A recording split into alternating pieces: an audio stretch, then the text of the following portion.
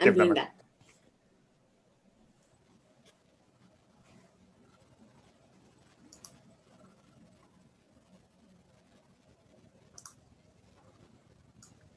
All right. Hi, everyone. Welcome.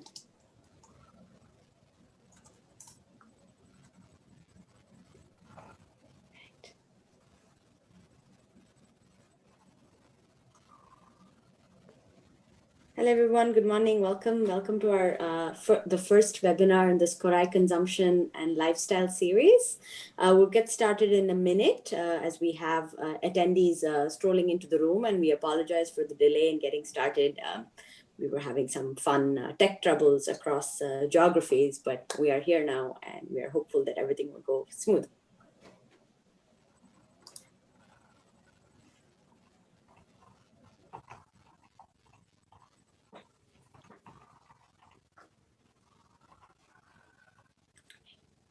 Awesome.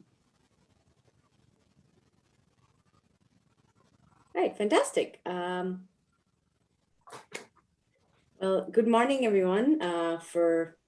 Depending on where you're joining us from, perhaps it's good afternoon or good evening.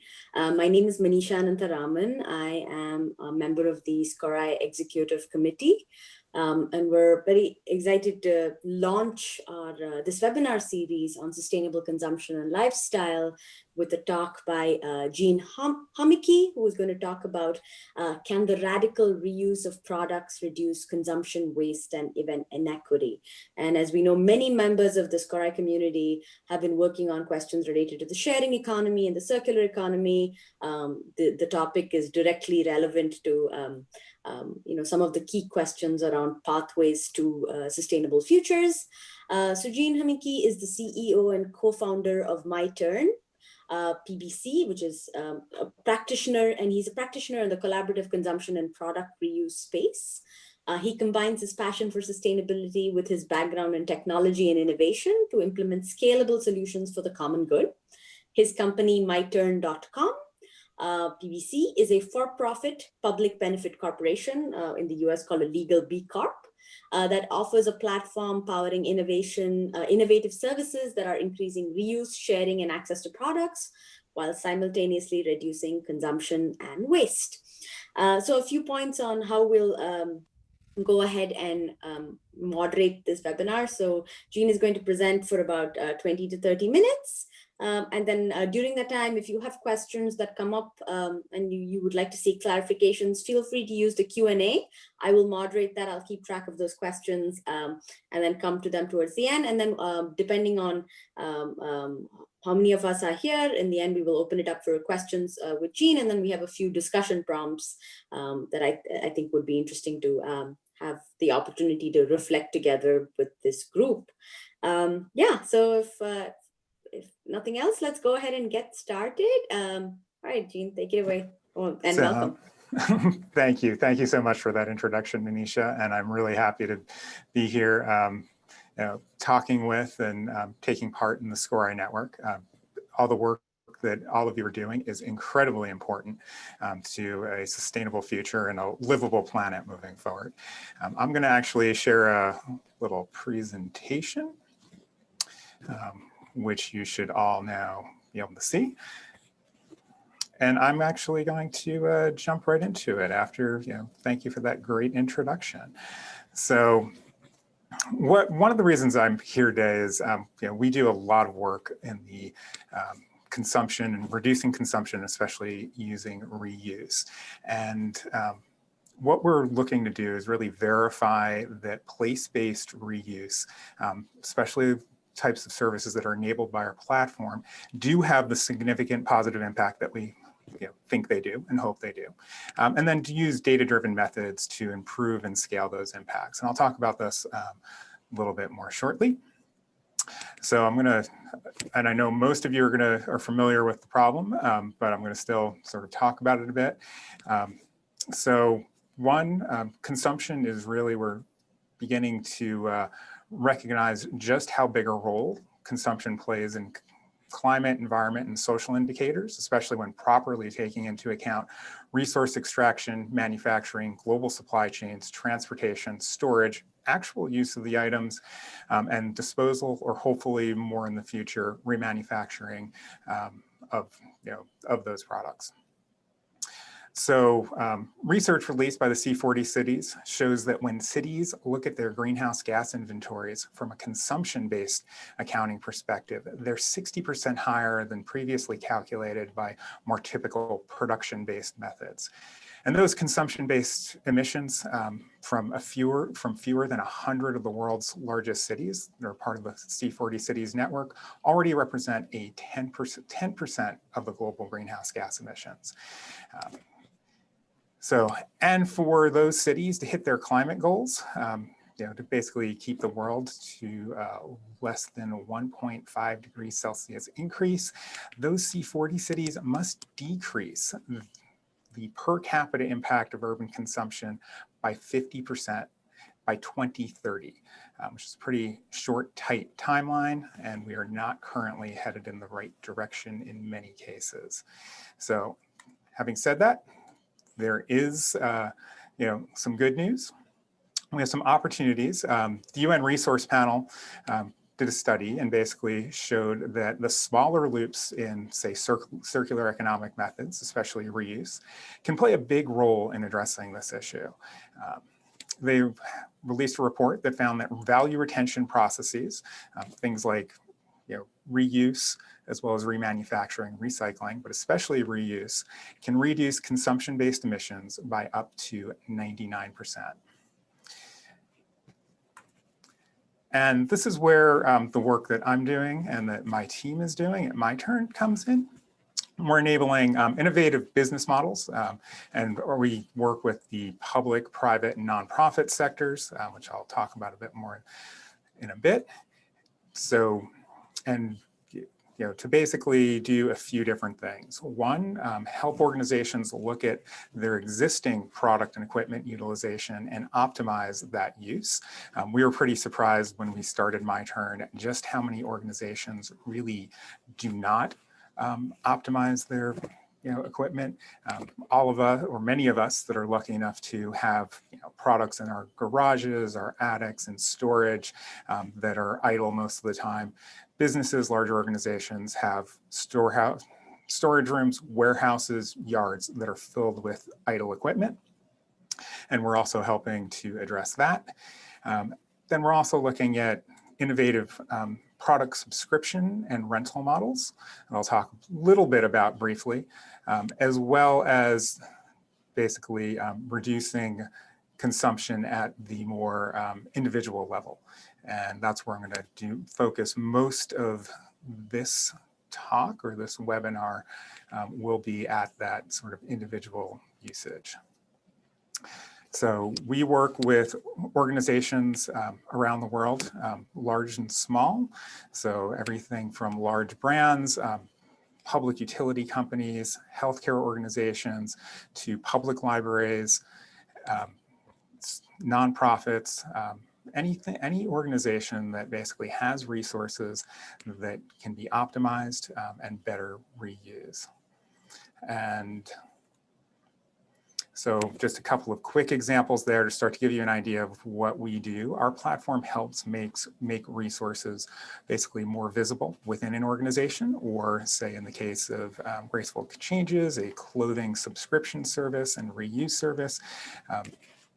Basically also enables organizations to, say, offer products on a subscription basis. On the left is actually heavy equipment. This is the Indiana Department of Transportation. They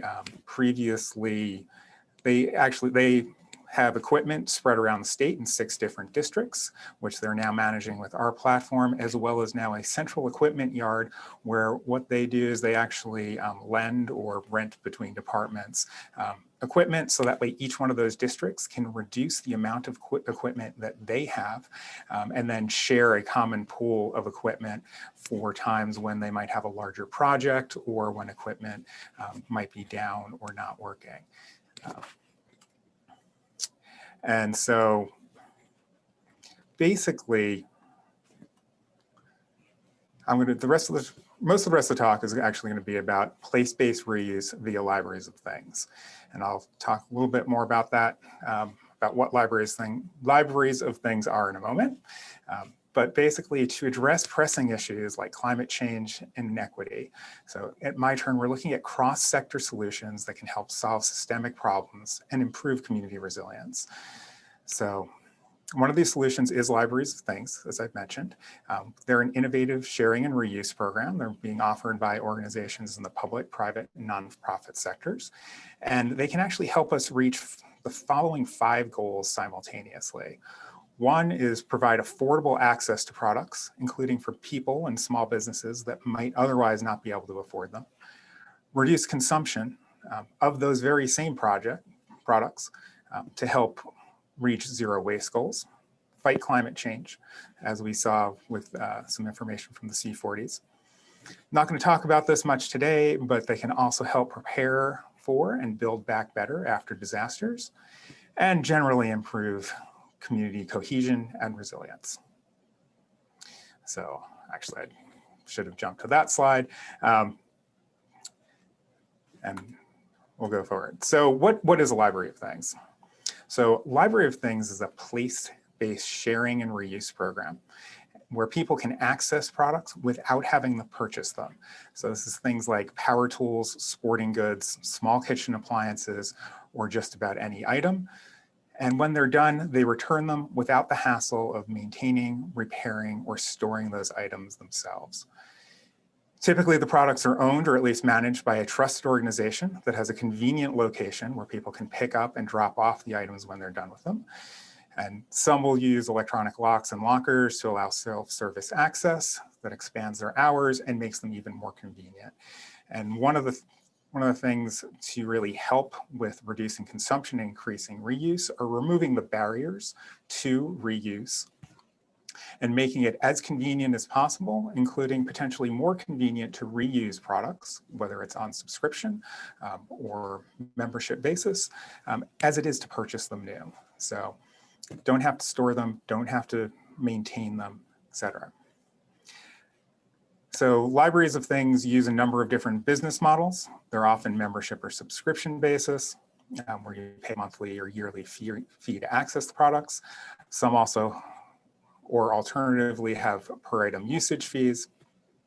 And some others are offered through the public library system or municipalities where access to the products is free. And this essentially creates, products as a public utility. And what we're looking at on the screen now is example of a couple of, a library of things that has everything from ice cream makers to cameras, low-tech items to high-tech items. And our platform helps make it easier to reserve those items so you in advance, so you have access to them when you need them, so you can depend on using the reused items rather than having to purchase.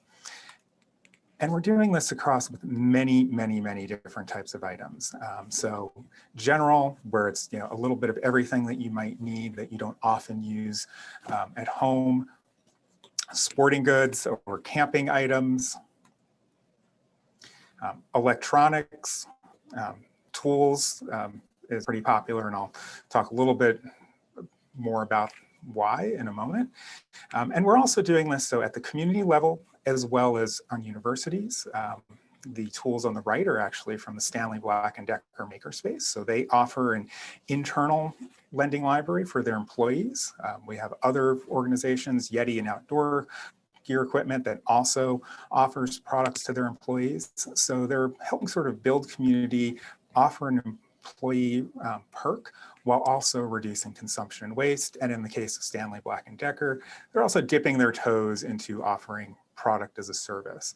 So we really want to see product reuse and product as a service across all sectors, making it as convenient and meet people where they are, whether that's at work, whether that's in their community, and hopefully if you're in a multifamily dwelling, basically having access to those products right in your building. So again, there's really no excuse in increasing that convenience.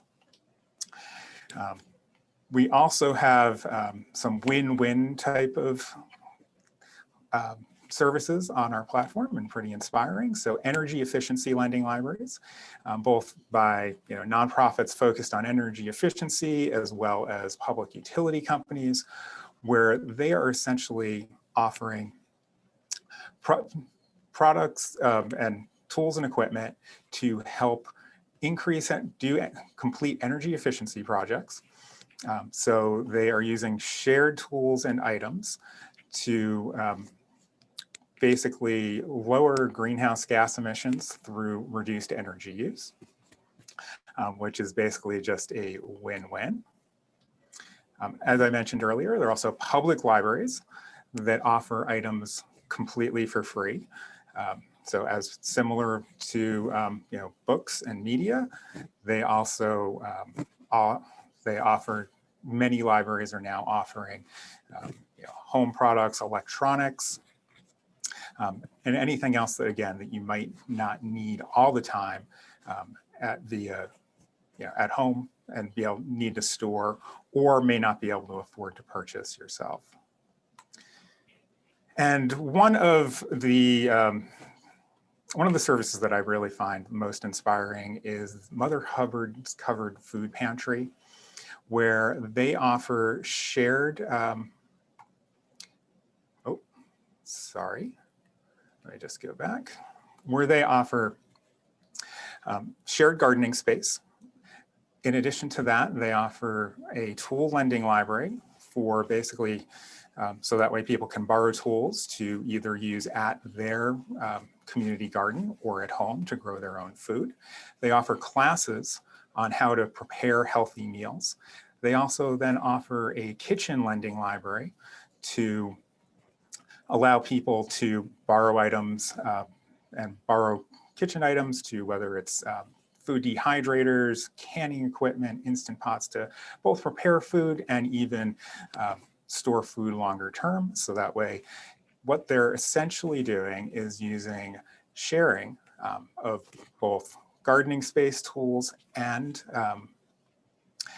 kitchen items to enable people with food insecurity to grow their own food, learn how to prepare healthy meals, and reduce that food insecurity, which I just find to be a pretty amazing, both use of our platform, but even more so community service. So reducing consumption and waste while also reducing food insecurity. So talk a little bit about the history and growth of libraries of things. So this chart shows a little bit of the growth, and I'll come back to that in a moment. When this chart was created by a researcher in Germany with a little bit of data from us, we hadn't realized that the very first library of things was actually a tool library. It started at the Grosse Pointe, Michigan Public Library in 1943. There was a growth of tool libraries. There were a handful, maybe a dozen in the 1970s, but as we hit sort of the 80s, the rise of even stronger consumer culture, global supply chains, cheaper, less expensive products coming from overseas, people kind of lost that inspiration for product reuse. And then also managing these early libraries of things were very difficult, almost impossible to track without really good technological methods. And so, you're not only tracking who has what items, which say even public libraries are good at and we're good at that, but you also need to track things like maintenance of the items, how durable they are, what are the best products to use, what's kind of demand. And that was, very difficult until a bit more recently. So, so by the mid-2000s, there were really only a few of the original tool libraries still in operation, but they'd actually go on to inspire a new generation of libraries of things, which are expanding around the world today. So in 2008, 2009, two things really combined to inspire that growth. First, you have the global financial crisis that put millions of people out of work, or at least underemployed, and they couldn't afford to maintain their homes or start new businesses. We also saw the reduction at the same time in cloud-based software development and the growing prevalence of mobile computing. And this led to platforms like MyTurn that have helped remove one of the major barriers to starting and maintaining a library of things. So with so many people that were under and unemployed during that financial crisis, a shift to affordable access over having to buy everything yourself started to make sense to more people. Even as the economy strengthened, for many people, the growth and excitement around libraries of things were still growing. And in a post-pandemic world, I think it's going to be even more important. So, and now we're seeing, an increase in nonprofits, cities, entrepreneurs, coming to MyTurn to sort of help grow this movement a bit faster. So the data, here was last updated in 2018. We have an update for 2019 data coming out. So the last sort of total will probably be a bit lower, and we'll see what the pandemic does, but we actually expect to see even heavier growth over, over this year as we're coming out of the pandemic. It's going to absolutely be needed. And these libraries of things and similar sharing programs are all around the world at this point, at least in 15 or 16 different countries, helping basically people, reuse and share just about any type of product, as we saw. And actually, I'm going to go back a second. No, actually, we're good. So, and one of the things that we have here at MyTurn is data. So, we know who's used products, how many times, what those products are, how many times they've gone in and out. As an example, one of our nonprofit customers, the Northeast Seattle Tool Library, they have one location. It's only open 3 days per week for a total of 9 hours. So this is 3 hours for 3 days a week. And they're doing over 500 loans of items per week. So they're basically doing over 1 item per minute for a small nonprofit. And some of the more durable items are being used literally hundreds of times. And to give a couple of examples, so on a campus bike lending program, bicycle that's been used 870 times by 523 different people. Portable table saw, 351 uses by 222 different people, and a number of other examples. So we're seeing, at least on our platform, 10 to 100 times the reuse of what you typically see for individual ownership, or at least certainly that's what we think. And what we're looking to do is really start to verify this data and verify the positive impacts that that we think and that our customers are having. So what about equity? Anecdotally, affordable or even free when offered by public libraries and some NGOs, access to products or resources can reduce the worst impacts of inequity. So while it's not the same, having access to products does definitely help reduce what's experienced as inequity when you can't purchase those products, whether it's repairing a home or, as we saw, preparing food. SINTEF in Norway, Independent Research Institute, just released a report on basically the impact of the circular economy on emissions, jobs, and value creation. And what they are predicting is that that if we move to more circular economic models, we could see a 2.5% increase in jobs worldwide. Just in Norway, a net increase of 6,000 jobs in share and repair for electronics. They initially focused on electronics for reuse there. And then similarly, 5,000 jobs created in repair and leasing of textiles, and even more in reuse. So, but there's a big question. What about the next billion people in developing nations and in other nations that are looking to join the middle class? How do we help them rightly have access to the types of products, types of resources that those of us in the developed world have had without basically even blowing away planetary resources even more than we have. Things like libraries of things, sharing, working with local programs to take the sharing models that are typically a part of most cultures, potentially making them easier to do at scale, I think are going to be important. But we really need to look at basically not just developed nations and reducing consumption, but also making sure that we do this in an equitable way around the world. So, but as I mentioned, one of the things we're looking at here right now at My Turn is we really want to verify, are the programs that are using our platform really reducing consumption and waste? Just as a couple of quick examples, do we, if something is reused, 10 times, that's great. Now, it probably did eliminate some purchases, but one, there might be rebound effects, and two, what about the transportation of that item back and forth?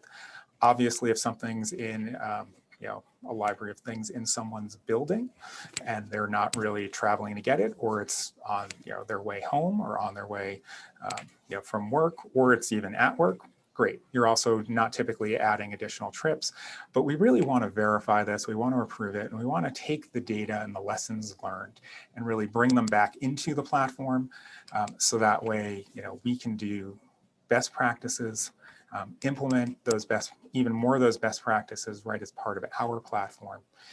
So that way we can enable more of these programs, make them easier to use, and make sure that they are going to be as efficient as possible and reduce consumption and the environmental and social damage that we are seeing from consumption. So at this point, I'm going to kind of open it up for questions, comments, and perhaps a little discussion. So I'm here also to learn from all of you.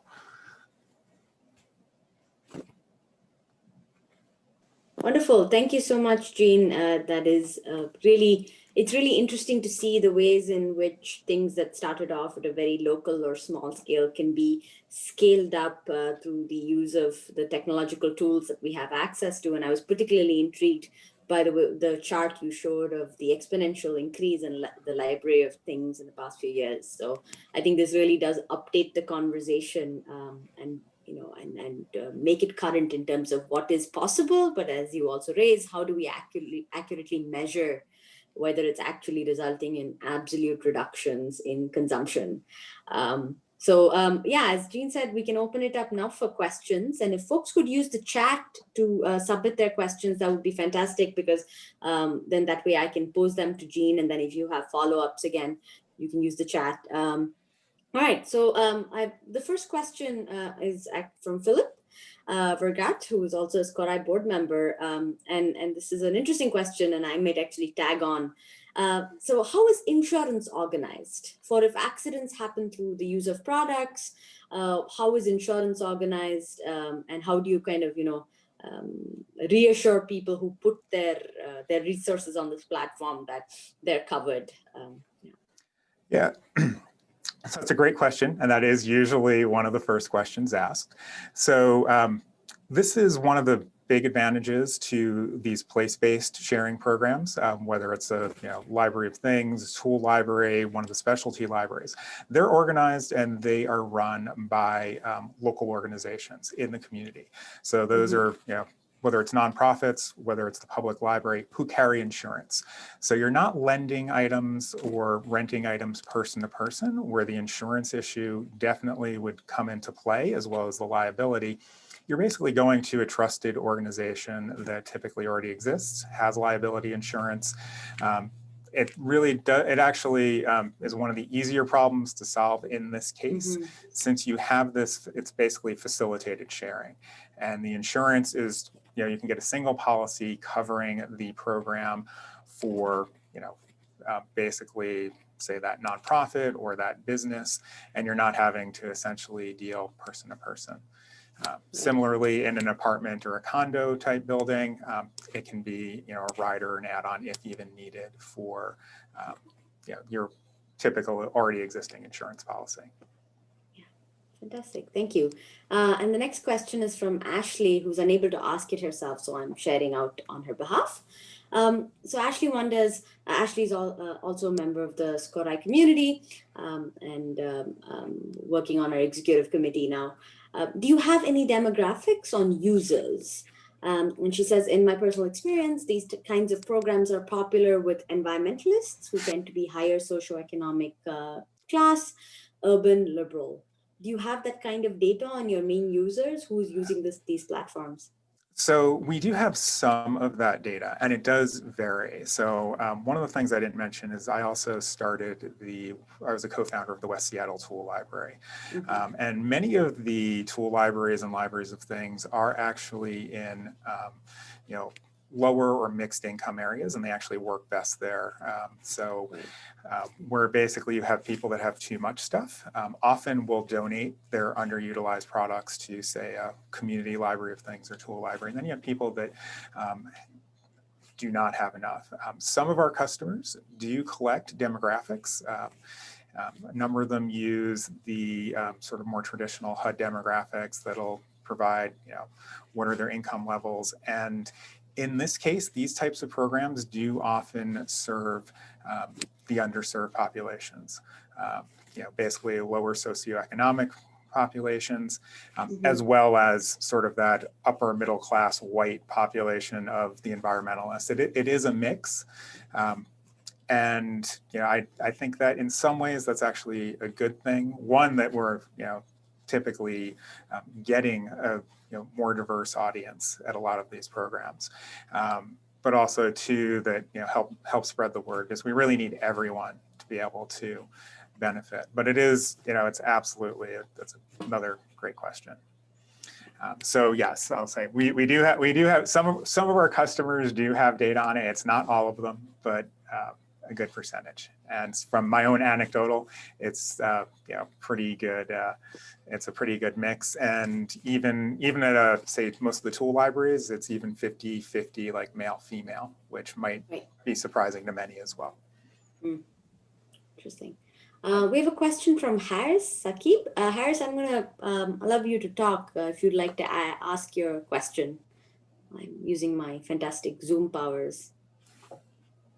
Yes. So are there any examples of mobile libraries of things or any delivery services paired with libraries of things?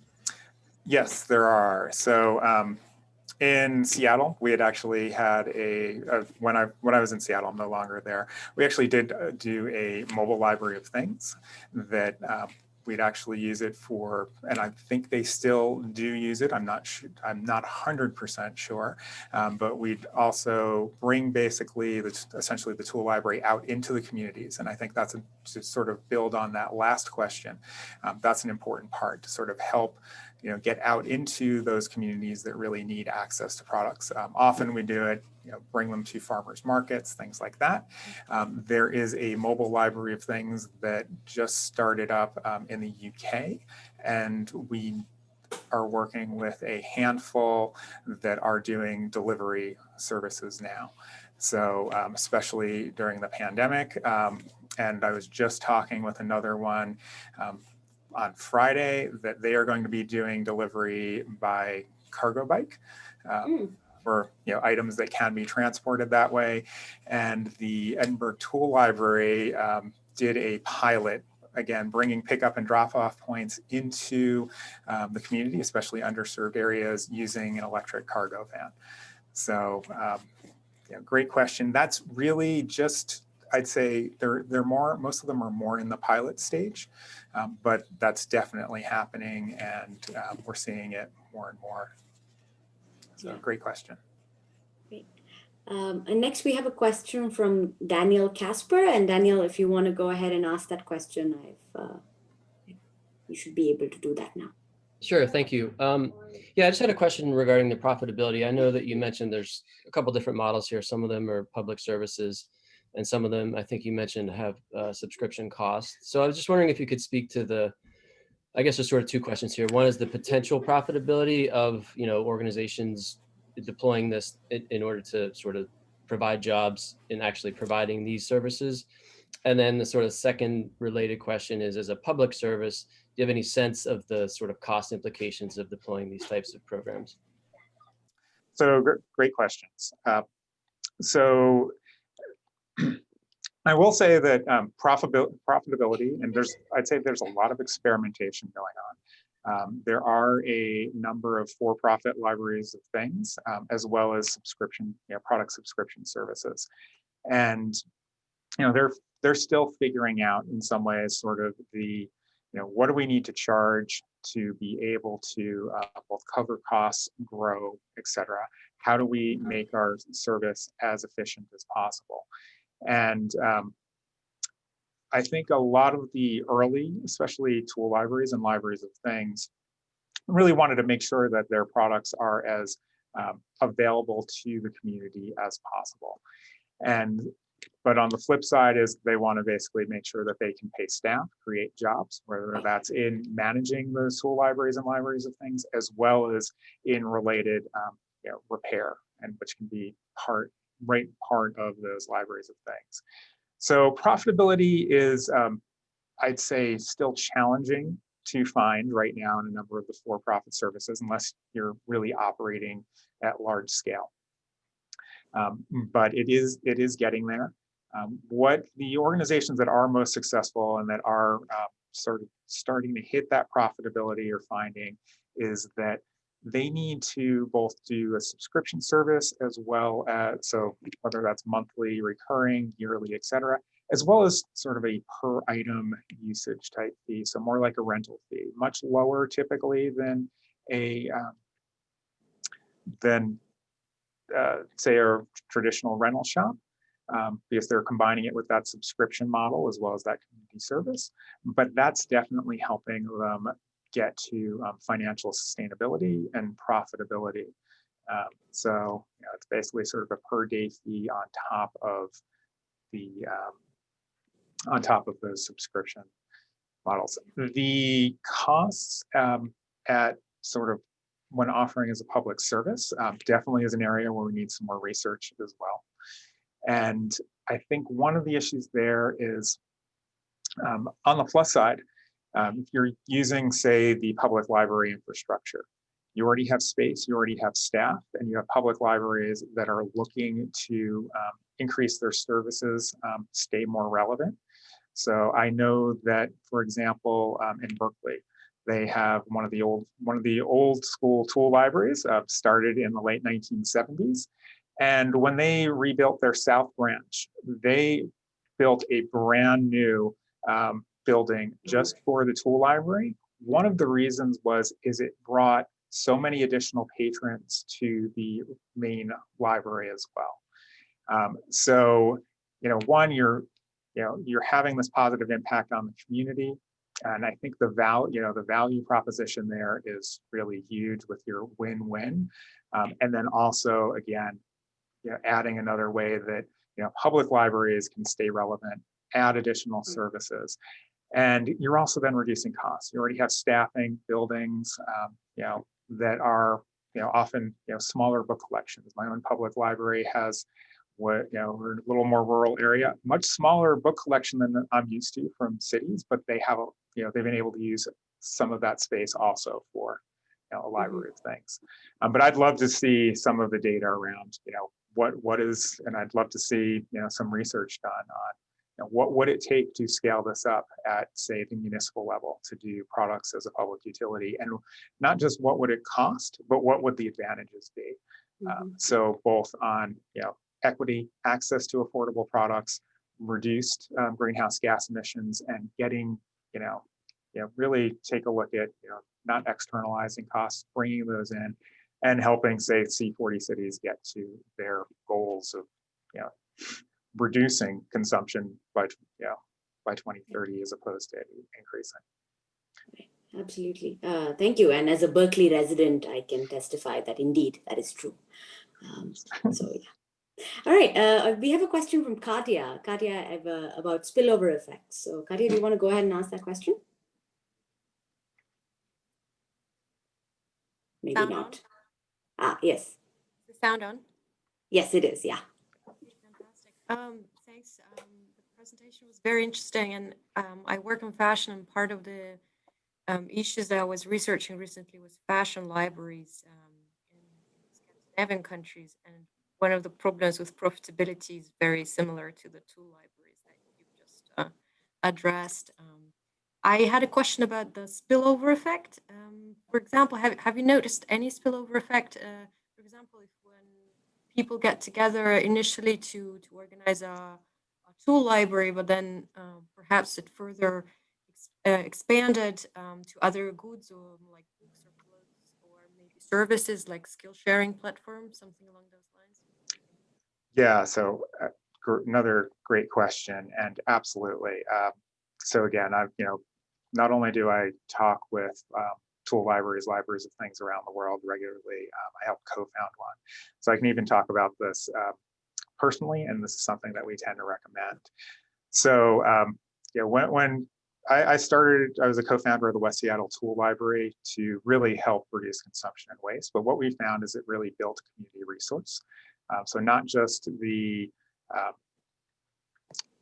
people that sort of show up to pick up items, drop off items, sort of help talk about projects they're working on, but what built up around that tool library, and we've seen this replicated around the world, was essentially a repair cafe or fix-it group that both took items in from the community. We were lucky enough after our first year to have space to host that group. So we take items in from the community to do essentially repair cafes. And then also there was a never-ending supply of items at the tool library that could always use maintenance. So it's a very sort of symbiotic relationship, as well as helping community members.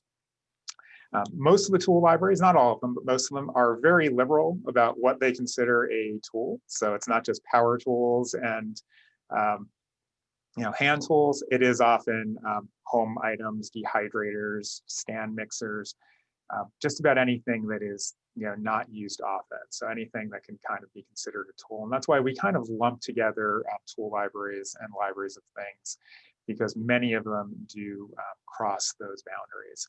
And then there are sometimes skill sharing set up. I know of one that just set up, they do a skill sharing platform next to our platform, which is great. And then many will also offer classes and have added maker spaces. So workshops, maker spaces, things like that. So where they'll offer classes as well, and often those classes are taught by other members or subscribers to the platform. And great to see that you're doing research on fashion. We're actually seeing a lot of interest around sustainable fashion and those subscription services. And again, we're trying to really help these organizations find those models and those ways to reach and exceed profitability. We want to see these local programs, especially the ones that are sharing locally, as opposed to say shipping items around a country. So you have like Rent the Runway at a national level. How does that kind of compare to a basically someplace where you can go and pick it up locally, maybe again on your way home, and whether that is fashion or other types of items. So the one thing I will say is fashion and clothing do tend to be kind of separate from the other types of home items and a little bit more specialized. Just the amount of clothing that are often offered tends to be pretty high, and the variety you need, and it is a little different than say tools or other home goods. So I haven't seen a combination of those, but I've definitely seen them separately. And then we have a question from Amy and John that I'm actually going to put together. John asks, is it fair to say that the environmental and climate benefits of these libraries are at the manufacturing stage, or are they elsewhere as well? And then Amy asks, do you have any data on greenhouse gas savings that can be shared? Yeah, so obviously you see the greenhouse gas emission savings from manufacturing full supply chain of getting resource extraction through getting the items into the hands of people. So that's definitely one place. Two, what tends to happen with items that are reused is, it's more valuable. The ones that are more valuable are the ones that are more durable and repairable. So you are reducing consumption. You are also building, typically better items. Those are the ones that you want in these product service systems.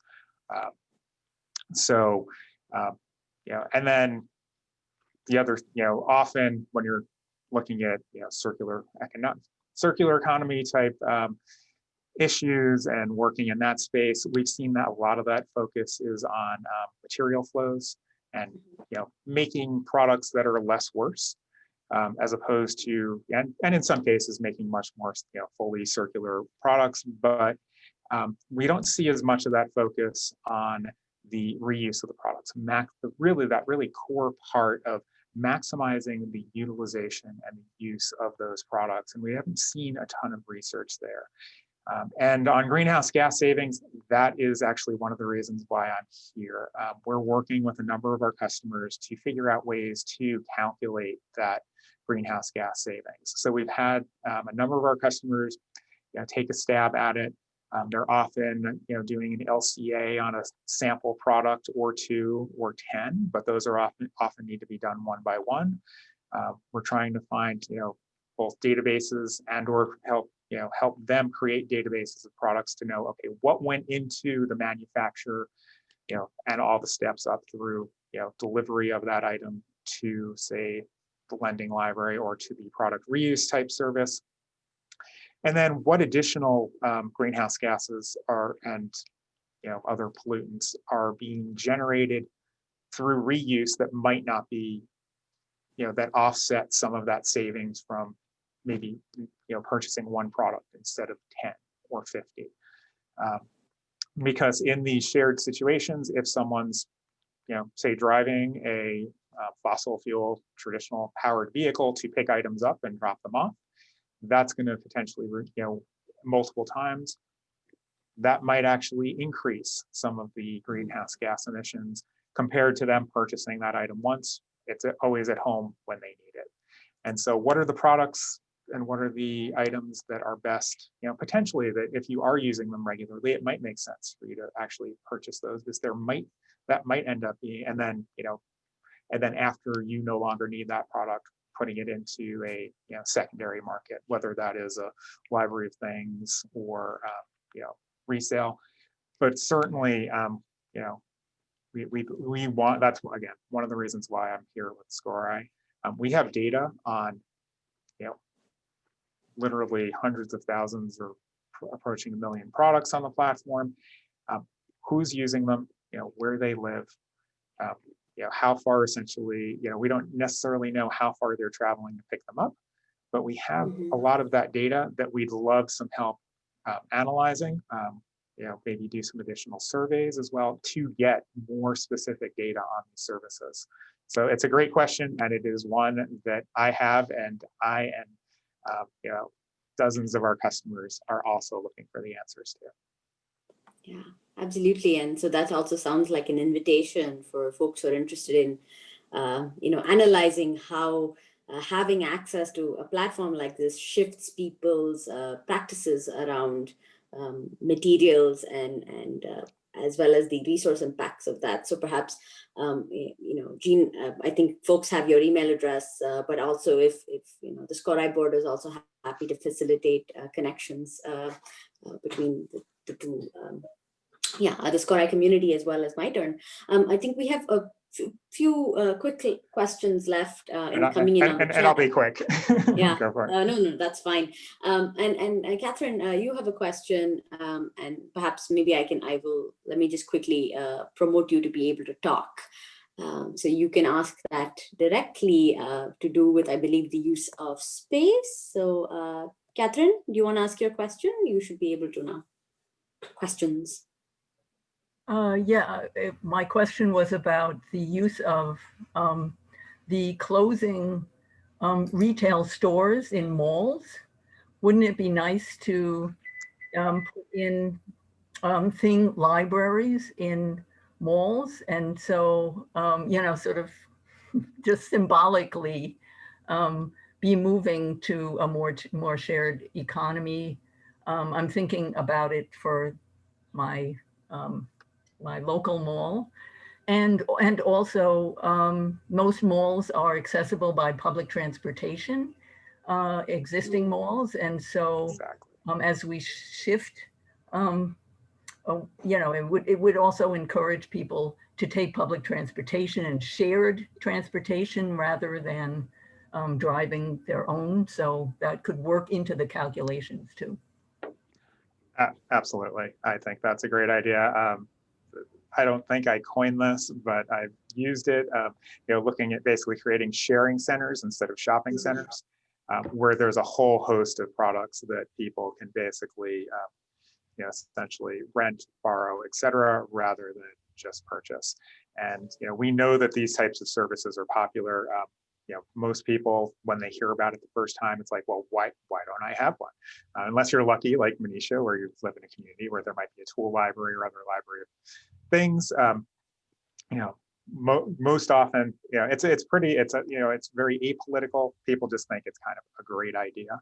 And yeah, but again, we want to make sure that, you know, even in those cases of adding into shopping centers, doing that, you know, economic revitalization after the pandemic is going to be critical. You know, looking at all those indicators and making, you know, making sure that they are, you know, as positive as they certainly seem to be. Fantastic. We have one final question, I believe, from Amy, wondering, you know, what happens as far as repair or end of life for items? How do you navigate that with your customers? Yeah, so right now we do leave that up to our customers. We have some ways, and we're going to be adding more on how to track what they do with those products at end of life. And it really varies by, you know, where they are, what the product is. You know, in the worst case, they do end up in the landfill. Having said that, most of our customers do, you know, they do look for, you know, can that product be recycled? Can it be remanufactured? Can it be broken down into its, you know, more material components for, you know, remanufacturing and recycling? And that is also a critical question. So, and also doing the verification of before the product gets to our platform, ensuring, you know, that it was, you know, made in more sustainable ways, or how, you know, how and where that supply chain is. And so we're looking at helping our customers with both sides of that. So what was the life of the product before it came into sort of these reuse and sharing programs, and then what happens to it afterwards? And, you know, obviously with you know, getting, you know, increased focus on circularity, then we get into sort of those next levels of, say, circular economy, where you then have products that hopefully can be fully circular, as opposed to, you know, not necessarily being so.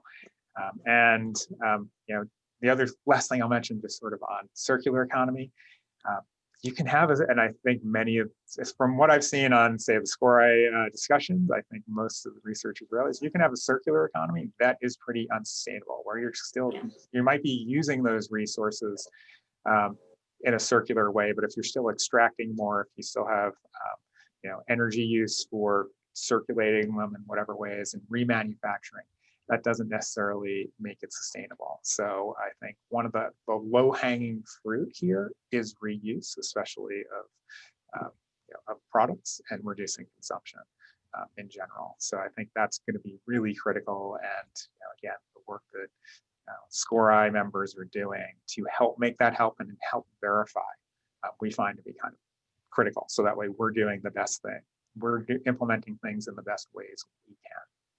Yeah, thank you, Jane. I will take, we have 2 minutes left, and I'm going to maybe turn to one of the questions you prompted on your slide as a way of closing us out, which is, you know, you talked about the need to come up with more ways to measure success. So whether that's the environmental success as well as, you know, increasing equity and access.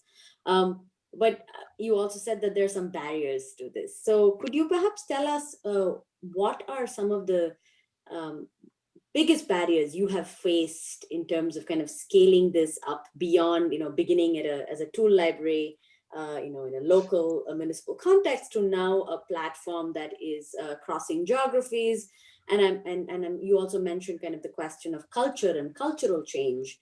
Do you feel that the culture of reuse is now becoming more, kind of coming back? I do actually think it's coming back, but it is tough. It is still tough. So, my background's in technology, 25 years before founding My Turn. And I tried, in my career, I've looked at what are the most difficult pressing problems to address. And previously, those were more technological issues. But that cultural change issue is the most difficult problem that I've certainly looked at. And certainly worked on. And that's where a lot of our work here is on My Turn, is addressing that cultural change from, essentially take, make, waste, purchasing what you need, tossing it out, to moving towards these, more reuse type models. And it is, I think, with, the climate disasters that we're seeing, with, we saw this in the financial crisis. We're going to see it again now with the pandemic, with people that are going to be hurting. I think there is definitely an opportunity to build back better and really push these programs now. I think we have to. And I think there is more of, we're seeing it from, certainly won't say all governments being here in the States, at least federal governments, but certainly cities, state level. We're seeing it from businesses really pushing. And we're also seeing the younger generations that want not just to work for, say, a business or work for an organization that's, they're making money. They want to see positive changes, and making sure that it is communicated that this is a step that basically, if you have access to, something like a library of things, whether it's at your public library, whether it's via subscription service, that this is a positive change. So it's that communication that needs to also happen, and then reducing the barriers to allow people to do it. But doing that cultural change, it needs to be, it also kind of needs to be sexy. It's like it needs to be better and more accepted. And in some cultures, owning things is a show of status, and we need to change that. And I think that is actually right now changing. To some extent, not with everyone, but we'll take the 30, 40, 50, 60%, and then we'll just steamroll over the rest. This is it's by far a better way to use things. Yeah, but it's also, as you said, there's a whole industry. There are advertisements, there are structural incentives promoting ownership. Billions and trillions of dollars lined up against us, not a problem. Well, on that positive and hopeful note, we should probably bring this to a close. And you have Jean's email address up there. And then again, the SCORAI board is happy to facilitate partnership with around these research questions that Jean outlined for us, which I think are really important for us to think about as a community. And thank you, Jean, for your time and for sharing this fantastically interesting example of the ways in which you're connecting with businesses, but also individual users, and working across, I'd say, the public-private spectrum. I think you don't often see very many examples of attempts to bridge that. They're often placed in kind of opposing camps. So that was very interesting for me as well. So thanks, everyone. Please join us for our remaining webinars. The Zoom links are also up on the SCORAI listserv. And thank you all for spending some of your Monday morning with us. I hope you all stay well, be well, and take good care. All right. Great. Thank you, Manisha. And thank you, everyone, for attending. I appreciate it.